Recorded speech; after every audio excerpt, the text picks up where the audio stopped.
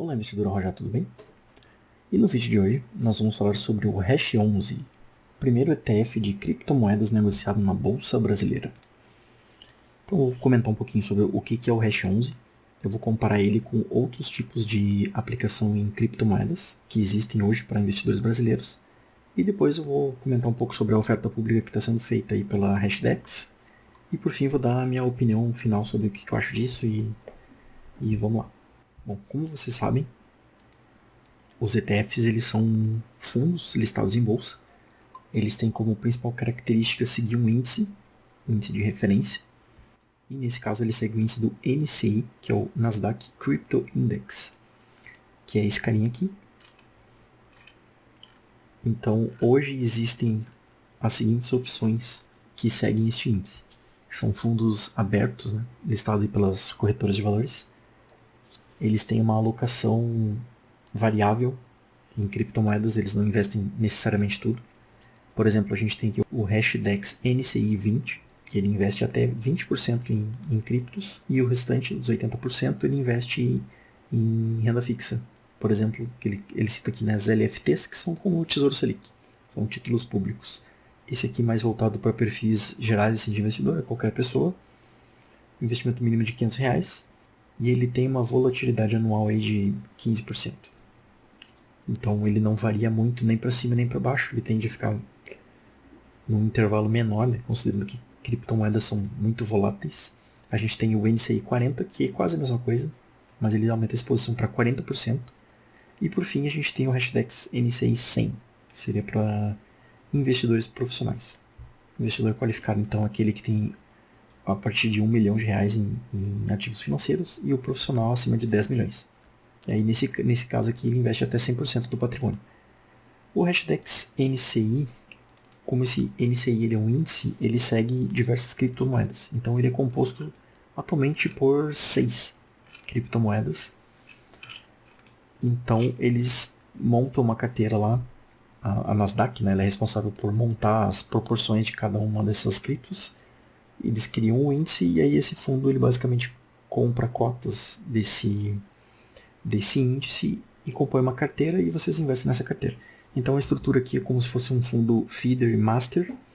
Então o fundo master ele é estrangeiro, ele compra essas cotas diretamente da Nasdaq, e o fundo feeder, que são esses três aqui, eles compram participação nesse outro fundo master. Aqui a gente vê a proporção dos 80-20 desse fundo. Ele se assemelha muito a uma estratégia barbell, que é extrema segurança de um lado e extrema volatilidade do outro. Tenta criar uma carteira equilibrada aqui fazendo isso. Eles são negociados aqui no Brasil como fundos de investimento multimercados, então seguem aí tributação de fundos de investimento multimercados, como por exemplo Comicotas, e tributação aí de renda fixa, né, regressiva, 22,5% e vai baixando até 15%. Então uma das características desse fundo aqui é a questão da liquidez. A liquidez dele é 7 dias úteis, né? A taxa de administração é 1,5% ao ano. Pessoalmente acho muito alta essa taxa. Tá? Essa taxa ela é composta da seguinte forma: 1% desse fundo feeder e 0,3% do fundo master local, que contém alguma parte das cotas, e mais 0,2% do fundo master que fica lá no estrangeiro. Particularmente não gosto dessa estrutura aqui. Tá? Isso aqui seria útil se a pessoa tivesse um único fundo, porque ele está alocando essa diversificação de risco internamente no fundo. Eu não gosto desse tipo de composição. Eu acho que isso funciona para a carteira como um todo, mas não individualmente para o fundo. Então aqui a gente está pagando efetivamente 1,5% de taxa de administração sobre uma grande parcela de renda fixa. Então ele é um fundo de renda fixa muito caro que tem um pouquinho de exposição a criptomoedas. Aí pegando esse de 100 aqui, por exemplo, o Hashdex 100, que é para investidores profissionais. A liquidez dele já aumenta de 7 para 15 dias.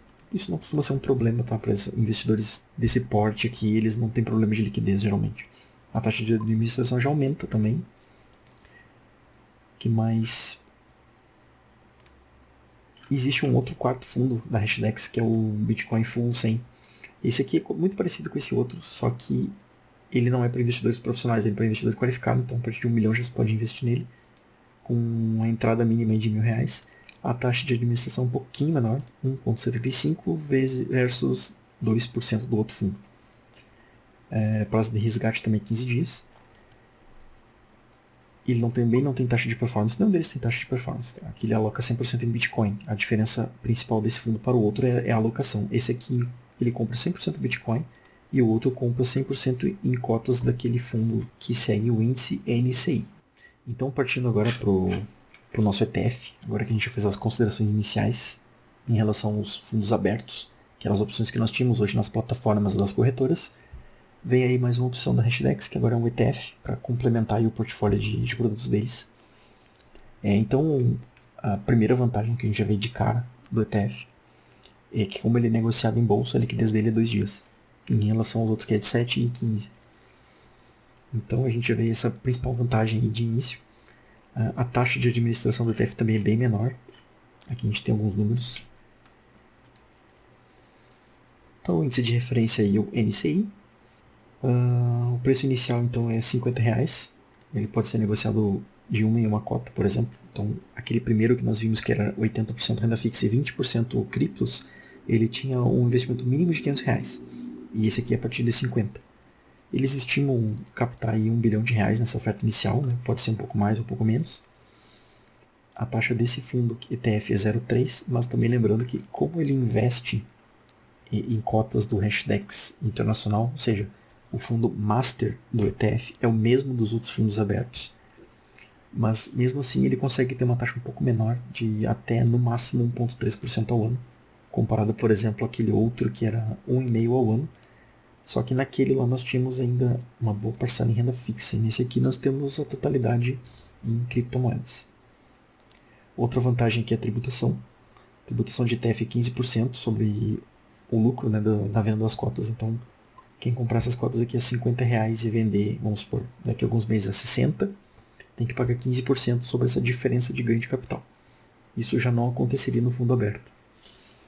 Outra vantagem clara aqui é que as cotas de ETF elas não sofrem resgate, elas são sempre compradas ou vendidas de outros investidores.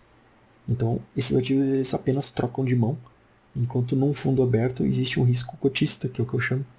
Eu vou chamar de risco cotista, que é numa determinada volatilidade, as pessoas podem simplesmente pedir muitos resgates e isso ocasionar em prejuízos para o fundo, né? O gestor ter que vender parte da posição para poder adimplir com esses resgates, né? Poder atender as pessoas, as demandas de resgate. O fundo acaba diminuindo o patrimônio. E no ETF não, isso não acontece. Apenas trocam de mão e o patrimônio líquido do fundo permanece o mesmo. Então esse aqui é o cronograma da primeira emissão. Uma vantagem desse tipo de fundo também é que, se o gestor quiser aumentar o tamanho do fundo, criar mais cotas para melhorar a liquidez, também é possível, né? Ele pode emitir uma nova oferta pública de cotas e as pessoas compram mais uma vez a quantidade que entenderem necessário. Essa segunda emissão, quando ocorrer, claro que a gente está falando da primeira, né, que ainda nem ocorreu a primeira, mas em caso de novas subscrições é possível emitir novas cotas e elas sempre vão comprar cotas do fundo master. Então, nesse quesito é mais tranquilo também para fazer a alocação. Num fundo aberto, o gestor vai ter que pegar o dinheiro e fazer essa alocação, não necessariamente de imediato, porque às vezes os ativos alvos não têm a mesma liquidez, né? Então, se o cara chega com 1 milhão num fundo feeder ali, e o gestor tem que se virar para alocar aquela grana. Aqui ele fala das taxas, por exemplo. Eles cobram R$50, sendo que R$2,75 são taxas de estruturação por cota. Então é bem salgadinho o custo aqui, mas ainda é menos do que uma taxa de escrituração de fundo imobiliário, por exemplo. Aqui eles falam um pouco da Hashdex, que a ideia é fazer uma ponte aqui entre o mercado financeiro tradicional e o mercado global de criptomoedas, aproximar esses dois mercados, né, do investidor tradicional, que investe através de corretoras. Aqui eles falam a questão da segurança, distribuição geográfica das chaves, auditoria independente, apólice de seguro contra roubo, isso é importante. Armazenamento offline também, cold storage que chama, né? Quando tu armazena ele fora da internet, evita ataques. Controles rígidos, isso aqui para mim é uma vantagem, mas também uma desvantagem.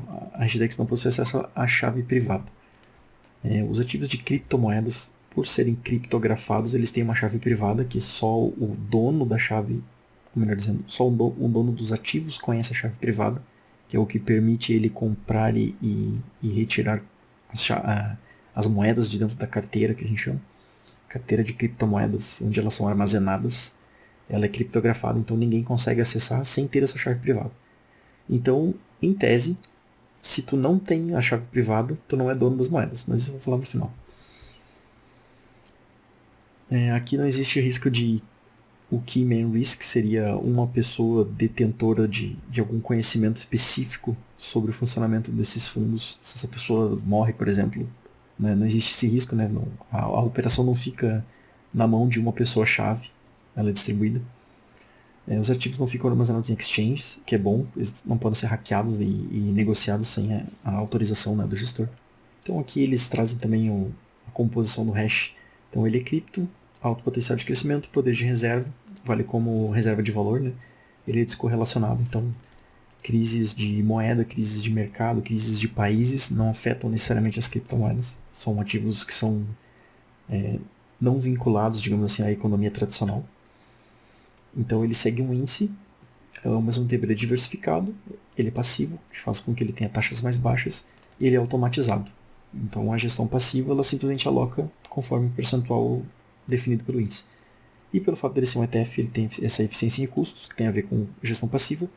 Ele tem liquidez, porque ele é negociado em bolsa. E o fato dele ser listado em bolsa, ele tem a questão da auditoria também. Tem um mercado regulando aquilo ali e olhando para cima, né? Aqui ele fala um pouco como é que é a performance do índice em relação a outros índices, né? Então aqui a gente tem o NCI comparado com o Bitcoin, é bem parecido, né? O NCI entrega um pouco acima. Aí ele compara com o índice Nasdaq 100, o S&P 500 e o Ibovespa, em reais. E aqui tem um retorno acumulado, claro que aqui é importante observar também que a rentabilidade passada não tem garantia nenhuma que isso aqui vai acontecer. Alguns anos atrás o Bitcoin derreteu, ele tinha subido um monte, que nem agora está acontecendo, e ele simplesmente derreteu aí 80%, coisa assim, em poucos dias, assim. Então pegou muita gente aí de cueca na mão, faz parte do mercado de renda variável, isso aí mesmo. Que mais? Aqui eles tentam vender a ideia de composição de portfólio. Isso aqui contradiz totalmente esse quesito aqui de composição de portfólio, porque aqui eles fazem essa distribuição de risco internamente no fundo. E aqui no ETF eles vendem a ideia de que um portfólio teórico em reais, ele poderia ter essa composição aqui, ó, multimercados, créditos privados, ações, inflação, internacional, CDI, pré-fixado. Vários percentuais aqui numa carteira bem diversificada. Então eles estão sugerindo sem cripto quais seriam os índices de retorno, índice de Sharpe, volatilidade de uma carteira composta por esses ativos, e se acrescentar 1% de criptomoedas, ou 2,5% ou 5%. A ideia aqui é, eles estão vendendo o seguinte, aloquem um pedaço da carteira de vocês com ativos desse hash 11 para tentar conseguir um pouco desses retornos aqui, aumentar um pouco a volatilidade, mas não muito, mas ao mesmo tempo aumentar o retorno ao ano da carteira. É basicamente isso que eles estão tentando vender aqui. Mas, como eu disse, não existe garantia, né? E rentabilidade passada não representa o futuro. A grande questão aqui é o retorno assimétrico que eles colocam. É uma pequena exposição a um risco maior e dá um retorno potencialmente maior. Que é o que eles representam também neste gráfico aqui. Aí aqui depois eles comentam também no material que existe uma tendência de crescimento para fundos passivos acontecendo nos Estados Unidos desde 2011. Eles comparam aqui o market share de fundos ativos versus passivos.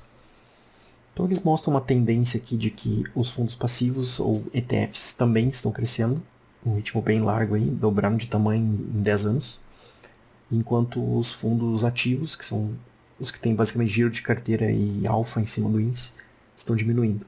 A maior parte dos índices ativos dá prejuízo, também em função disso, mas esse é assunto para um outro dia. E aqui ele fala como é que funciona então o critério de montagem, né, desse índice NCI. Então, dos mais de 2.500 criptoativos, mais de 80 bolsas, negociação em bolsa com credibilidade, custódia padrão internacional, liquidez, possui preço flutuante. Ele vai passando por várias camadas de filtro aqui, até que o índice lá sejam poucos ativos elegíveis ao NCI. Então eles botam assim, ativos elegíveis que representem mais de 0,5% do valor de mercado entram no NCI. Então hoje esses são 6 ativos que compõem esse índice. Ele é recalculado trimestralmente e ele é publicado diretamente por uma das bolsas americanas, que é a Nasdaq. Então hoje são esses 6 aqui as moedas, né, que compõem o NCI. O Bitcoin, o Ethereum, o Litecoin, Chainlink, Bitcoin Cash e o Stellar Lumens.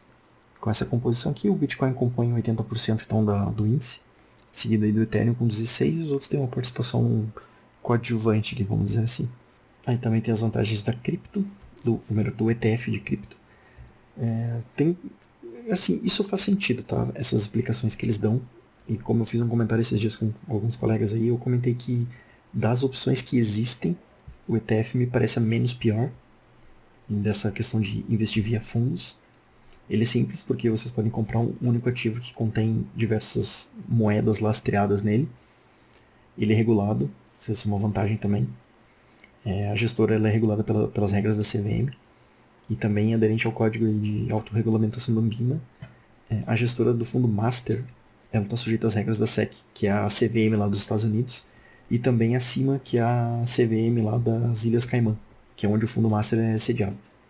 E também a BMA, que é a Bermuda Monetary Authority. Os ativos eles têm seguro, então eles estão sob gestão são armazenados por custodiantes internacionais de alta reputação, que empregam a melhor prática de segurança do mercado. Ele tem liquidez, então como são ativos negociados em bolsa, eles têm a liquidez ali do mercado secundário.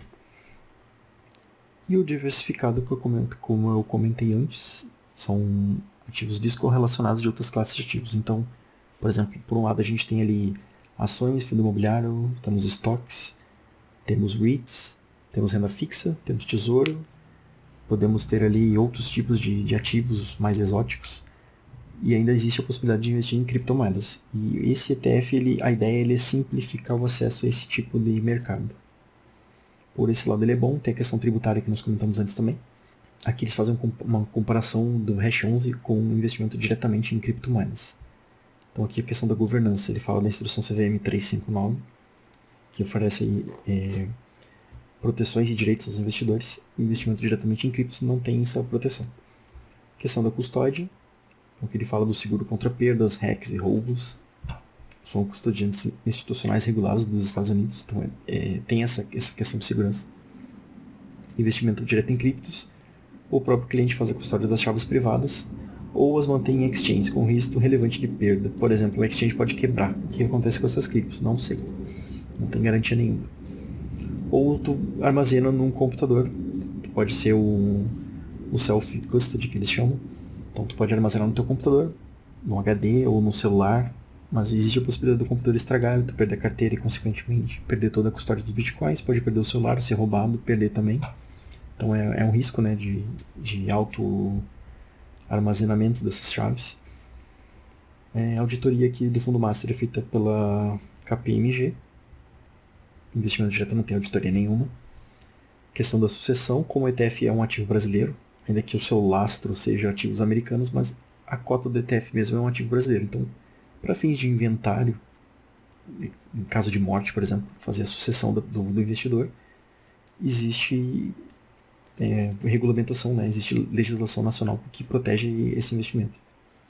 E no caso da chave privada, se a pessoa não tiver um planejamento, por exemplo, você investe lá a vida inteira, compra Bitcoin e morre eventualmente. Se ninguém souber essas chaves privadas, todo esse patrimônio é perdido, porque não tem como quebrar essa chave privada.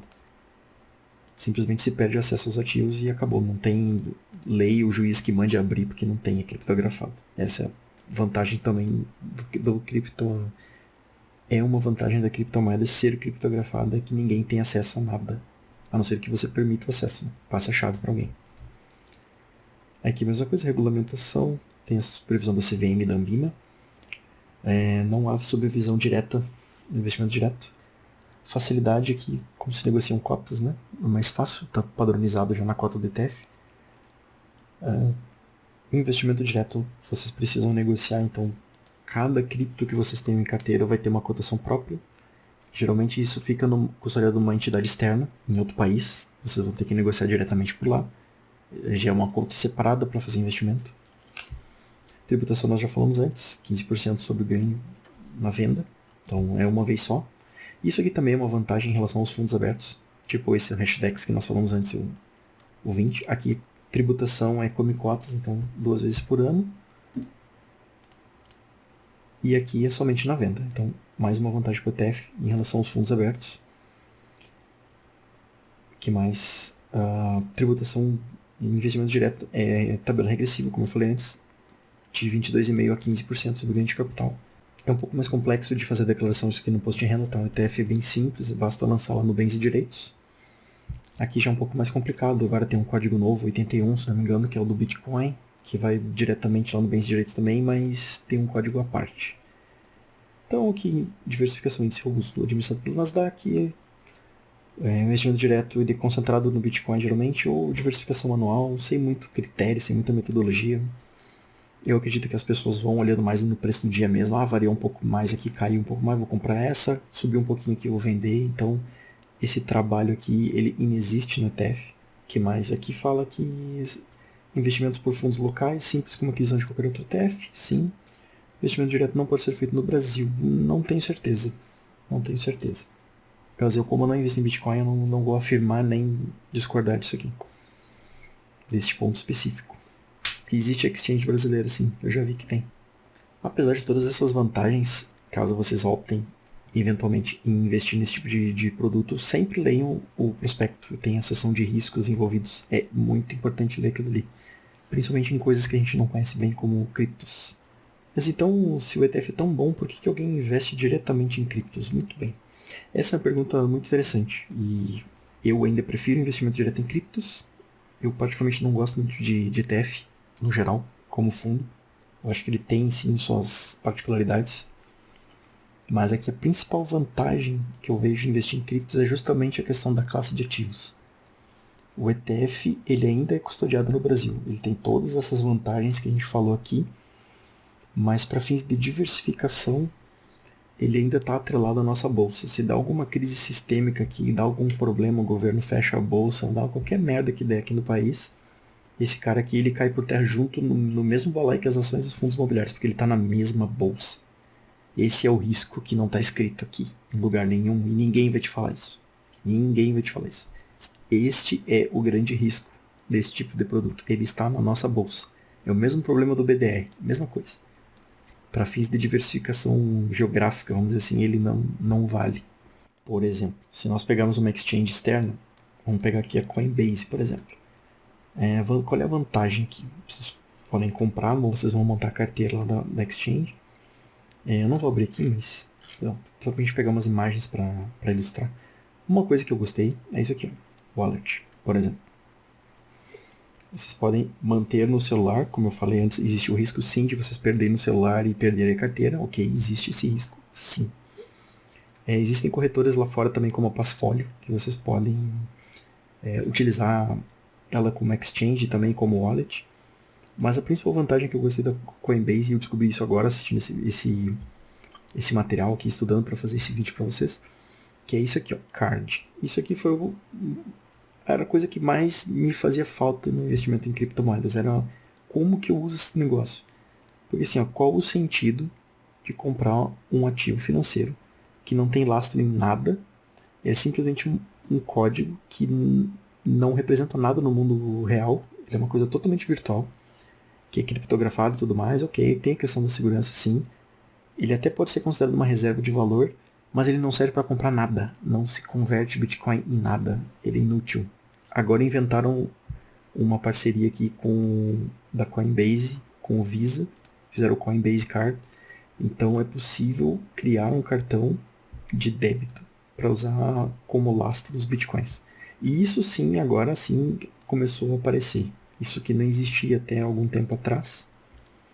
Eu lembro que queriam fazer alguma coisa nesse sentido aqui no Brasil, usando aquelas máquinas 24 horas. Por exemplo, assim, ó, gaste suas criptos instantaneamente, use seu cartão no mundo todo, aceite em milhares de locais, milhões de locais, pague com contactless, com PIN, use para sacar dinheiro em qualquer ATM, que são essas máquinas de saque que existem lá nos Estados Unidos e em outros países.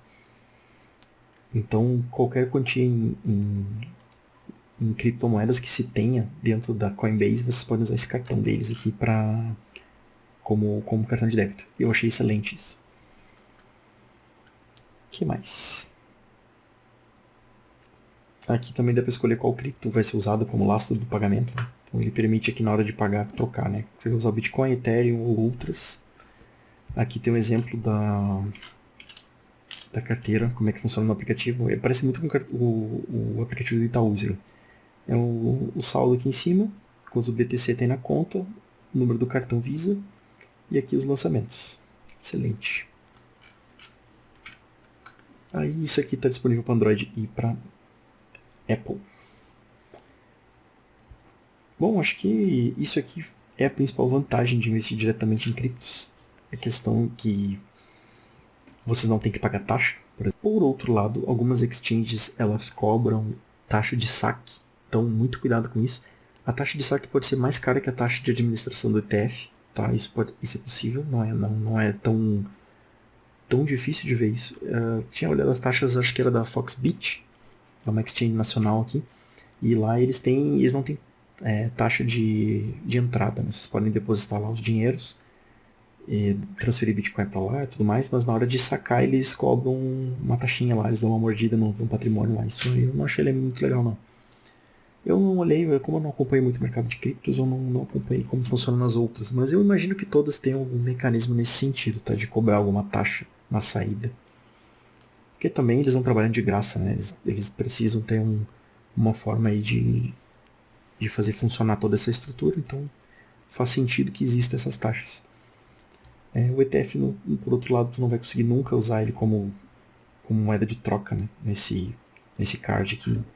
Não imagino como poderiam fazer um lastro aqui para um cartão, mas as moedas permitiriam isso.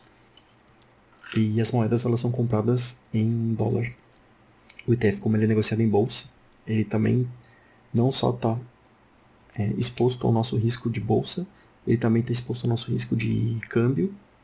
Então, por exemplo, o real hoje estava 5,70, digamos.